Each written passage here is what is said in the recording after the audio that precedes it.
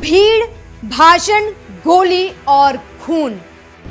पूर्व राष्ट्रपति पर जानलेवा हमला। कौन करना चाहता है डोनाल्ड ट्रंप का मर्डर? सवालों के घेरे में अमेरिका की सुरक्षा व्यवस्था। नमस्कार, मैं हूं आपके साथ कामिनी झा और आप देख रहे हैं न्यूज़ वन इंडिया।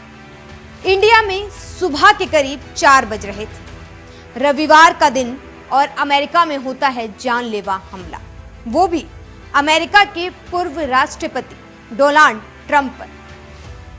सवाल यह है कि आखिर ट्रंप की हत्या कौन करना चाहता है, किसे मिलेगा इससे फायदा और कौन है गोली चलाने वाला हमलावर?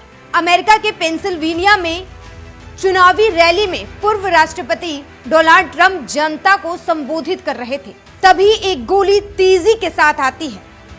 लेकिन आज ट्रंप की किस्मत अच्छी थी, वो शूटर का निशाना चूक गया।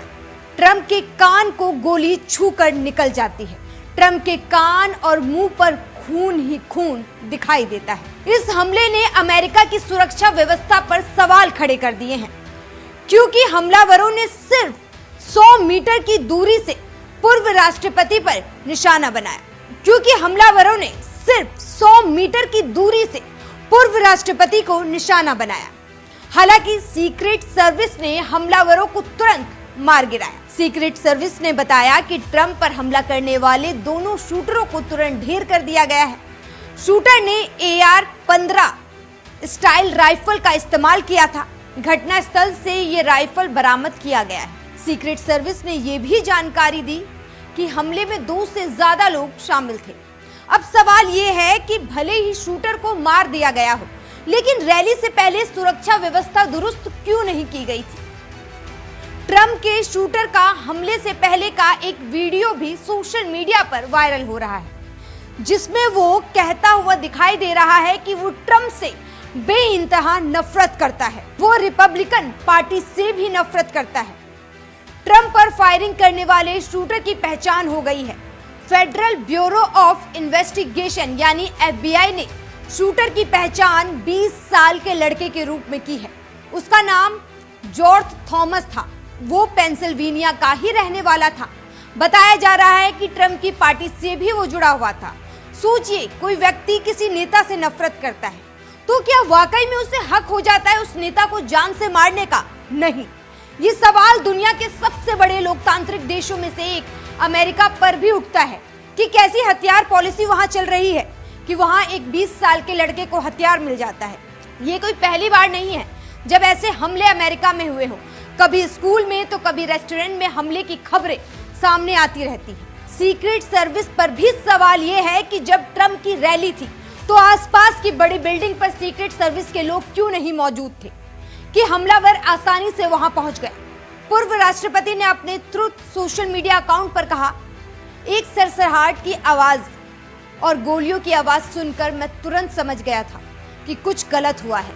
तुरंत गोली मेरी त्वचा को छूकर निकल गई। बहुत सारा खून निकल गया था तो मुझे एहसास हुआ कि क्या कुछ हो रहा है। इस घटना पर तुरंत प्रतिक्रिया देने वाले पूर्व राष्ट्रपति ने सीक्रेट सर्विस दूसरी कानूनी एजेंसियों का भी शुक्रिया अदा किया। उन्होंने पोस्ट में आगे लिखा, सबसे खास बात यह है कि मैं रैली में मारे गए व्यक्तियों के परिवार के प्रति संवेदना व्यक्त करना चाहता हूं और बुरी तरह घायल हुए अन्य व्यक्तियों के परिवार के प्रति संवेदना व्यक्त करता हूं। ये विश्वास करने लायक नहीं है कि हमारे देश में इस तरह की हरकतें हो सकती हैं। शूटर के बारे में इस समय कुछ पता नहीं है, जो अब मर चुका है। उन्होंने अपनी पोस्ट के आखिर में लिखा, गॉड ब्लेस अमेरिका। अमेरिका में राष्ट्रपति चुनाव से पहले रैली के दौरान इस तरह की जानलेवा हमला हर किसी को डराने के लिए काफी है।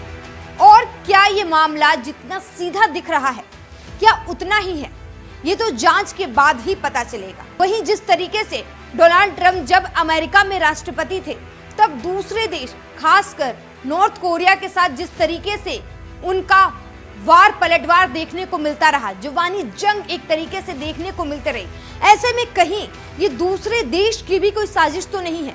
ये भी अपने आप में बड़ा सवाल है, क्योंकि अमेरिका वो देश है जिसके पास सुपर पावर है। अमेरिका वो देश है जिसके पास सुरक्षा व्यवस्था सबसे बेस्ट है। अमेरिका वो देश है जहां के राष्ट्रपति सबसे ताकतवर कहलाए जाते हैं। ऐसे में पूर्व राष्ट्रपति पर यह जानलेवा हमला अमेरिका के लिए एक काले धब्बे से कम नहीं है। इस मुद्दे को लेकर आपकी क्या राय है, हमें कमेंट बॉक्स में जरूर बताएं। नमस्कार।